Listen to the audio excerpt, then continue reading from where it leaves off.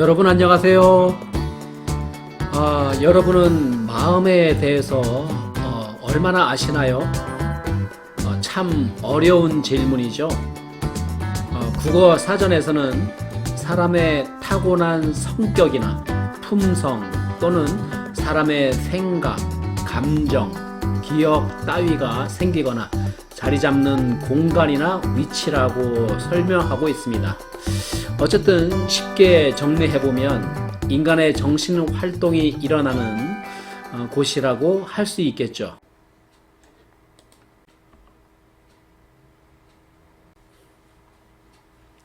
이 시간에는 여러분들과 함께 제10장 건강한 삶을 위한 마음 관리에 대해서 한번 생각해 보도록 하겠습니다.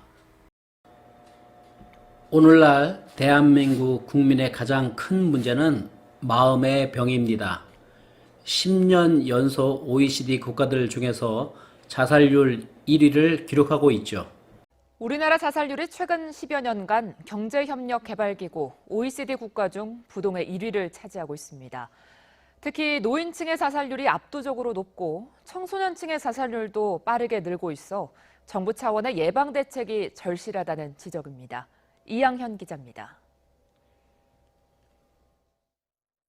우리나라는 2003년부터 2015년까지 12년째 OECD 국가 가운데 자살률 1위를 기록하고 있습니다. 2015년 한 해 자살 사망자 만도 13,513명으로 하루에 44명꼴로 스스로 목숨을 끊은 셈입니다. 2012년부터 2015년 기간 동안 인구 10만 명당 자살률은 평균 28.7명으로 2위 헝가리 19.4명보다 월등히 높았습니다.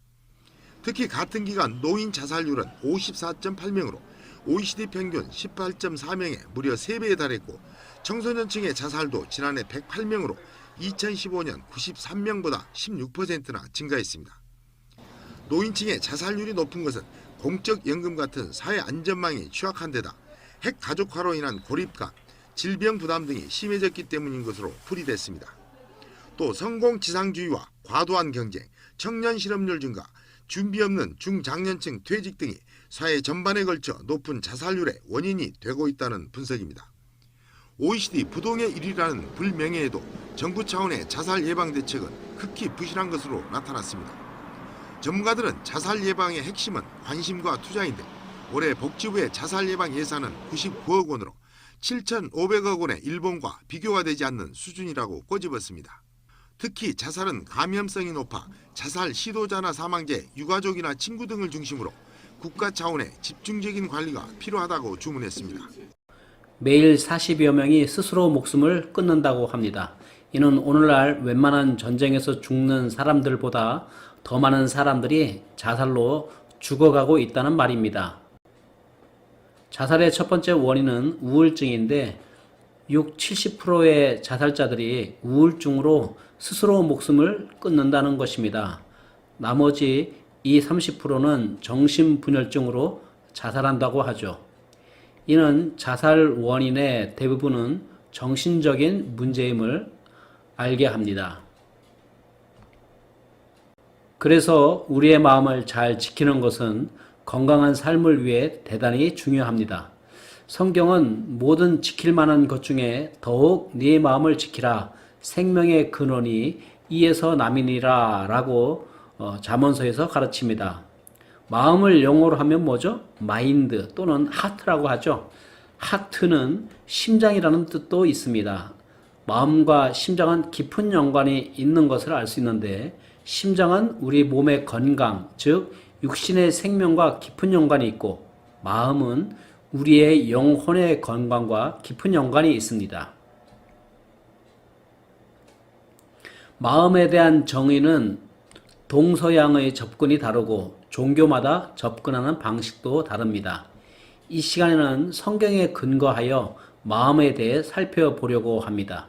성경에서 마음은 가장 기본적으로 인간 영혼의 중심부를 의미합니다. 마음은 다양한 면을 갖고 있습니다. 성경은 마음을 감정, 의지, 지성과 도덕성을 관장하는 곳으로 여깁니다. 마음은 기쁨, 슬픔, 분노, 연민, 감정이입, 두려움, 낙담, 불안 등 인간의 감정을 관장합니다. 또 마음은 목적, 의도성, 의사결정과 같은 인간의 의지를 관장하죠. 마음은 인식, 지식과 같은 지성적 활동도 관장합니다. 인간이 생각이나 계획을 세우는 일, 이해력도 마음의 지성적 활동의 영역에 속합니다. 구약 성경에서 인간의 마음은 특히 양심과 매우 밀접하게 연관되어 있습니다. 양심의 가책을 받는다는 말을 마음이 찔렸다라고 표현하기도 합니다. 이것은 마음의 도덕적 작용으로 성실성, 의로움, 정직성, 신실성, 확고함, 겸손 등과 같은 도덕성을 나타냅니다. 그런데 인간의 타락으로 말미암아 양심이 무뎌져서 이런 도덕적 성품이 부패한 모습을 드러내기도 합니다. 그래서 성경은 인간의 마음을 구원 역사적인 관점에서 이해하도록 이끕니다. 인간의 마음은 구원이 필요하다고 강조합니다. 여러분 교재 181쪽에 보시면 구원의 역사적인 관점에서 마음을 세 가지 관점, 즉 타락 전, 타락 후, 그리고 거듭난 후의 모습으로 접근합니다. 그럼 타락 전에 인간의 마음은 어땠을까요? 타락 전에 인간의 마음은 완전했습니다. 그래서 비록 죄와 타락에서 안전한 것은 아니었을지라도 인간의 마음은 하나님께서 정해주신 경계선을 알았고 그분과의 관계를 즐거워했습니다. 인간의 지성은 모든 것을 알지는 못했지만 하나님의 뜻을 명료하게 깨닫는 상태로 정서도 완전했습니다. 인간의 마음에는 하나님의 뜻에 반하는 악한 정서가 없었습니다. 그리고 그의 의지는 하나님의 뜻에 잘 복종했습니다. 타락 후 인간의 마음은 이런 아름다운 지, 정, 의의 특징들이 모두 사라집니다. 그런 까닭에 인간의 지성은 불완전하게 되었습니다. 하나님의 계시에 대해 우둔한 이해력을 갖게 되었고 인간의 지성이 교만하게 되었고 하나님의 존재를 부정하는 자리에까지 이르게 되었습니다. 이때 인간의 정서는 무뎌져서 하나님의 사랑을 느끼지 못하고 하나님의 진노에 대해서도 두려움을 느끼지 못하는 상태가 되었습니다. 그리고 인간의 의지는 철저히 자기 중심적으로 이기적인 존재가 되었으며 하나님의 뜻에 불순종하는 존재가 되었습니다. 마지막으로 거듭난 후의 인간의 마음은 하나님을 인식한 신자의 마음이 됩니다. 거듭남을 통해 하나님의 생명이 마음에 심긴 사람이죠. 그는 죄에 대한 회개와 그리스도를 믿음으로 말미암아 죄의 근원이 자신의 마음에 있었음을 깨닫게 됩니다. 영혼이 거듭난 사람은 새로운 마음을 가진 사람으로 거듭남의 경험을 통해 인간의 마음은 지성과 감성과 의지에 있어서 새로움을 경험하게 됩니다. 거듭난 후 인간의 마음은 지성과 감정과 의지가 타락 전 인간의 마음 상태처럼 완전하지는 않습니다. 여전히 인간의 부패한 성향을 지닌 마음을 갖고 있습니다. 그래서 신자의 마음에는 육적 성품과 영적 성품이 공존합니다. 그러나 타락 후 인간의 마음처럼 절망적인 상태는 아닙니다. 이때 만약 육적 성품을 따라 살면 하나님께 불순종하는 삶을 살게 될 것이고 영적 성품에 순종하게 되면 죄를 이기고 하나님을 기쁘시게 하는 삶을 살게 될 것입니다. 거듭난 후 인간의 마음에 양면적인 모습이 있기 때문에 신자의 삶의 훈련은 곧 육적 성품을 죽이고 영적 성품을 개발하는 것을 중요한 목표로 삼게 됩니다. 이를 기독교에서는 성화라고 부르죠. 성화는 인간의 마음에서 일어나며 성경은 거듭난 신자는 성령을 통해 성화의 도움을 받게 됩니다. 그런 의미에서 인간의 마음을 지키는 것은 대단히 중요합니다. 다음으로 생각해 볼 것은 올바른 마음가짐이 왜 중요한가입니다. 잠언 4장 23절에 따르면 우리의 마음이 곧 생명의 근원이라고 합니다. 우리의 죽고 사는 문제가 마음을 얼마나 잘 지키느냐에 달렸다는 말이죠. 그런 의미에서 우리의 마음은 중립지대가 아니라 죽고 사는 문제가 치열하게 대립하는 전쟁터와 같다는 것입니다. 기독교인 같은 경우 그들의 마음은 하나님의 은혜도 역사하고 죄도 역사하는 전쟁터와 같은 곳이죠.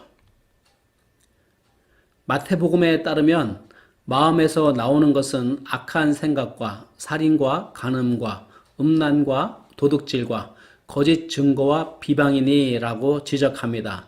이는 우리 마음 속에서 나오는 것들의 위험성에 대해서 또 추악함에 대해서 우리는 누구보다 각성하고 있어야 할 필요성을 느끼게 합니다.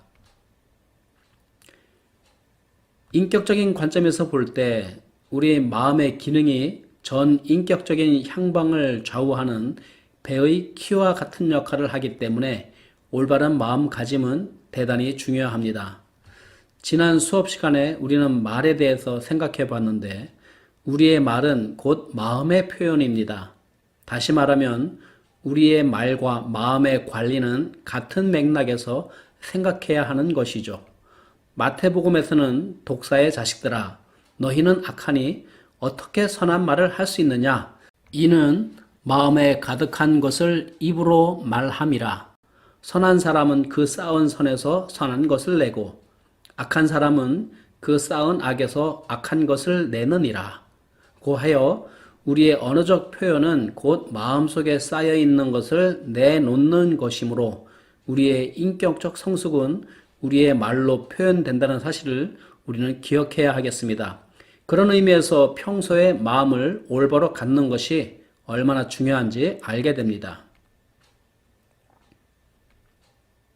리더십에 대한 탁월한 저서를 남긴 존 맥스웰은 성공한 사람들의 공통점은 생각이 뛰어나다는 사실을 밝히고 있습니다. 만약 부정적인 생각을 가진 사람이라면 먼저 생각을 바꾸어야 인생이 바뀔 수 있습니다. 영성철학자 제임스 앨런은 자신의 저서 생각하는 모습 그대로라는 책에서 좋은 생각에 대해 다음과 같은 말을 남겼습니다. 좋은 생각과 행동은 결코 나쁜 결과를 낳을 수 없다. 나쁜 생각과 행동은 결코 좋은 결과를 낳을 수 없다. 콩 심은 데 콩 나고 팥 심은 데 팥 난다는 속담도 있지 않은가? 인간은 이러한 법칙을 자연의 세계에서는 이해하고 순응하지만 정신적이고 도덕적인 세계에서는 그것을 이해하고 순응하는 사람이 거의 드물다라고 말했습니다. 여러분은 오늘 무슨 생각의 씨앗을 뿌리고 있나요? 분명한 사실은 그 열매를 내일 얻게 될 것입니다. 그러면 이번에는 깨끗한 마음을 지키는 비결에 대해 생각해 보려고 합니다. 마음을 잘 지키는 것이 우리의 정신 건강에 중요하기 때문에 마음을 깨끗하고 순수하게 지키는 방법들에 대해서 알아보겠습니다.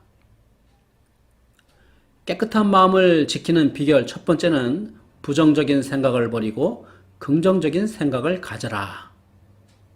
네, 여러분 영상을 하나 준비했는데 잠시 보고 오겠습니다. So you took a couple free throws here. Out of 10, how many did you make? I made 0. So you're not really into basketball, huh? I am not. I'm a pharmacist. I'm not a basketball player. Okay. And I don't think I can make that ball into that basket. See, I think you can, if you believe in yourself. Okay. I have a really good feeling about this. In fact, such a good feeling that I have an entire crowd that I'm going to bring over to watch. Oh my gosh. All right, everybody, come over here. But this crowd isn't the only surprise we have in store for our volunteer. So we're going to do this again, only this time there's going to be a little twist. Okay. And that's that you're going to be blindfolded. Oh boy. Yeah, but you're going to do amazing. I have a really We're going to try to boost her self-confidence and improve her performance by having her take an even more difficult shot. A blindfolded free throw. Think it'll work? Ready? And in 3, 2, 1.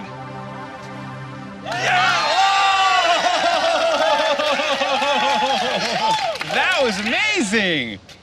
Did I make it? Yeah! Yes. That's great. Now what just happened? You're gonna do this one more time, okay? Okay. Just to make sure it wasn't a fluke. If you do this again, there's something to this. Okay.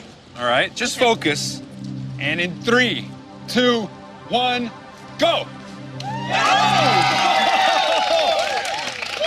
Wow. So what's going on here? How did this airball queen suddenly become a shot-making machine? 1, go. Simple. She didn't. We just told our crowd to cheer, no matter how far off her shots were.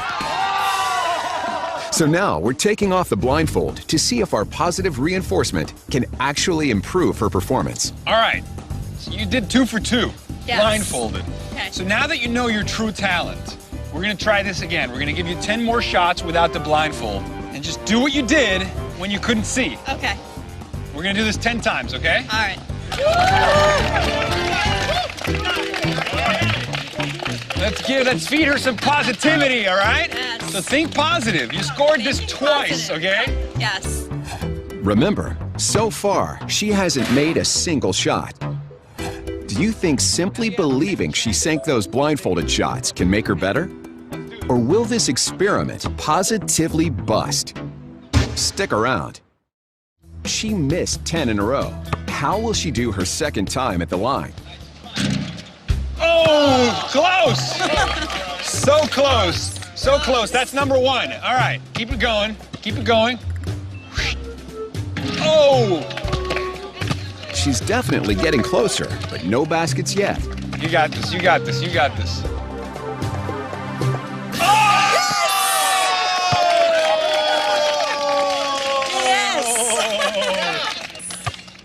Oh, you.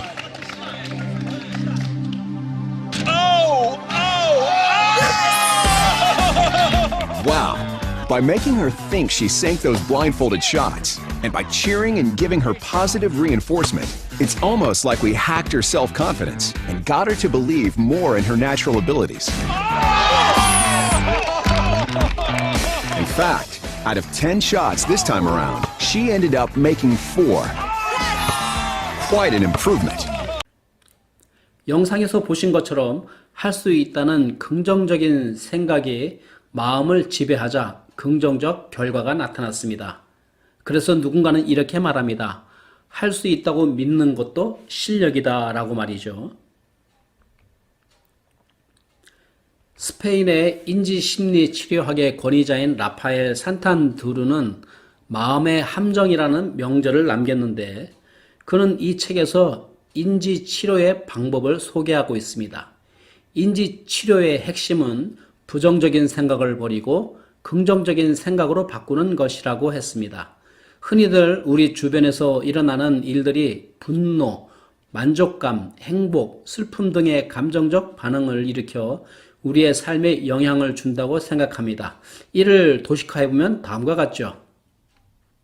먼저 외부 사건, 예를 들어서 배우자가 나를 떠났다, 상사가 나를 해고하겠다고 위협한다, 이웃이 나에게 모욕감을 주었다. 여러분, 누군가가 여러분이 욕을 했다면 어떤 감정적 결과가 나타날까요? 그래서 이것 때문에 우울, 불안 또는 분노와 같은 감정적 결과가 나타난다고 생각하겠죠. 그런데 인지심리학에서는 외부 사건과 감정적 결과 사이의 직선적인 관계는 존재하지 않는다라고 보는 것이죠.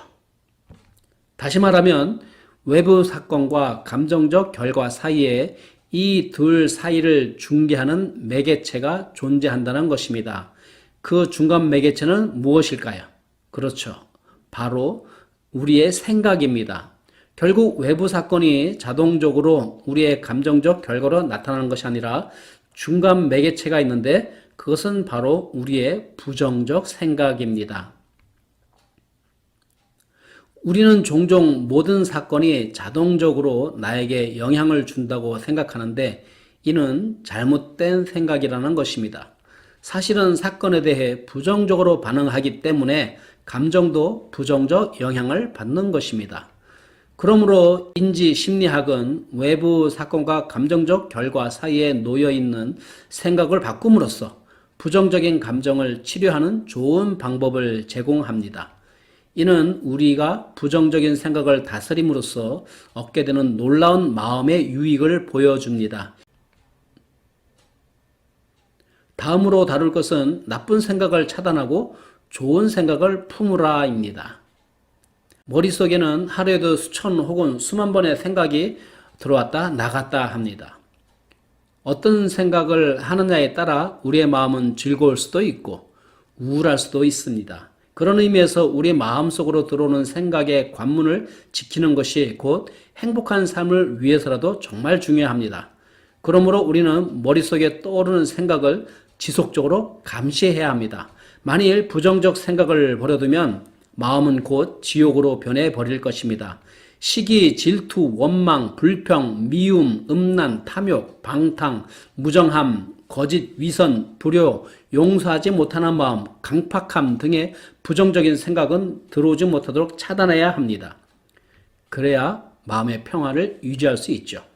이런 부정적인 생각들은 우리의 타락한 본성 때문에 생각지 않은 순간에 순식간에 떠오를 수 있습니다. 이를 조심해야 합니다. 이런 부정적인 생각은 결코 그냥 버려두지 말고 긍정적인 생각으로 돌려 마음이 오염되는 것을 막아야 합니다. 그러기 위해서 우리는 항상 긍정적인 생각을 하도록 훈련해야 합니다. 감사, 기쁨, 사랑, 평화, 인내, 자비, 겸손, 온유, 정절, 정의, 경건 등과 같은 긍정적인 생각으로 늘 채우도록 훈련해야 합니다. 예를 들어 누군가 미운 생각이 들 때도 그의 장점을 생각하면서 사랑하도록 힘써보는 것이죠.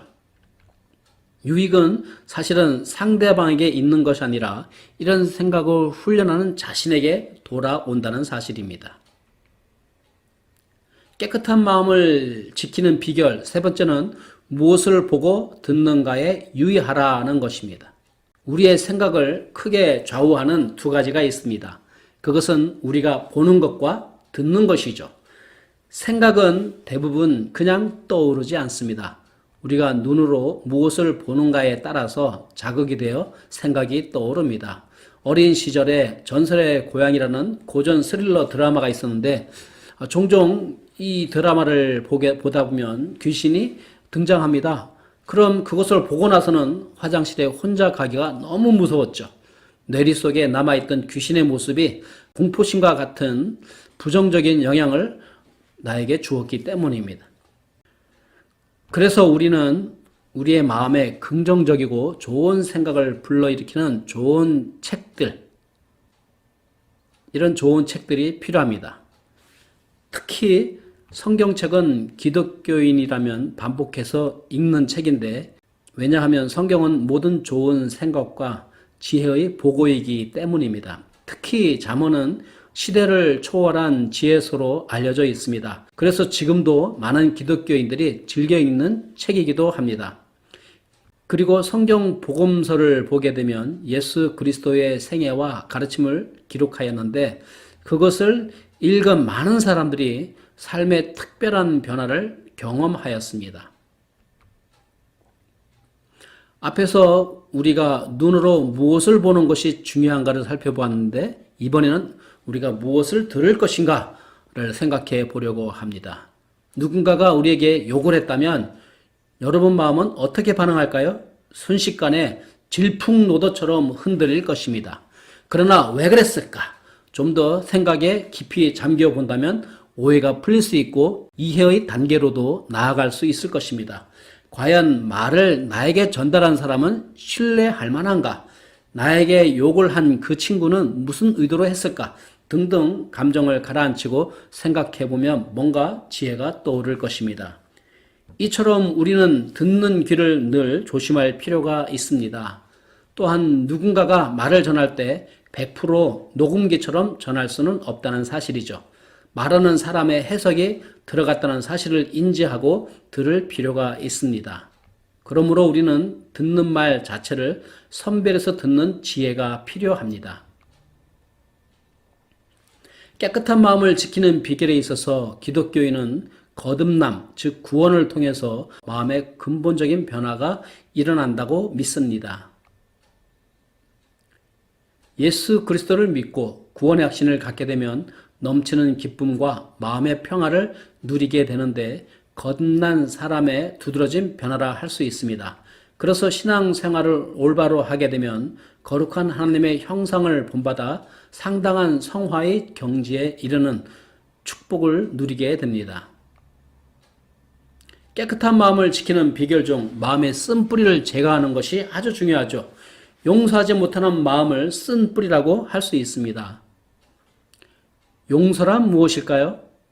다음 시간에 용서를 주제로 수업을 하기 때문에 여기서는 간단히 다루고 지나가겠습니다. 인간의 행복은 관계에 달려 있습니다. 그래서 관계 회복을 위해 용서해야 합니다. 예수님께서는 너희가 사람의 잘못을 용서하면 너희 하늘 아버지께서도 너희 잘못을 용서하시려니와 너희가 사람의 잘못을 용서하지 아니하면 너희 아버지께서도 너희 잘못을 용서하지 아니하시리라 라고 하시면서 용서를 강조했습니다. 하나님과 인간의 관계 회복이 용서에 있었듯이 인간도 용서를 통해 관계를 회복할 수 있습니다.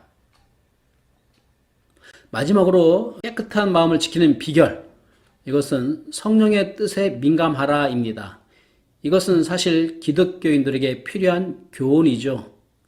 기독교인은 육신의 일보다 신앙적인 일, 즉 영적인 일에 더 많은 관심과 에너지를 쏟아 부어야 합니다. 로마서 8장 5절부터 8절 말씀을 보게 되면 육신을 따르는 자는 육신의 일을, 영을 따르는 자는 영의 일을 생각하나니 육신의 생각은 사망이요 영의 생각은 생명과 평안이니라.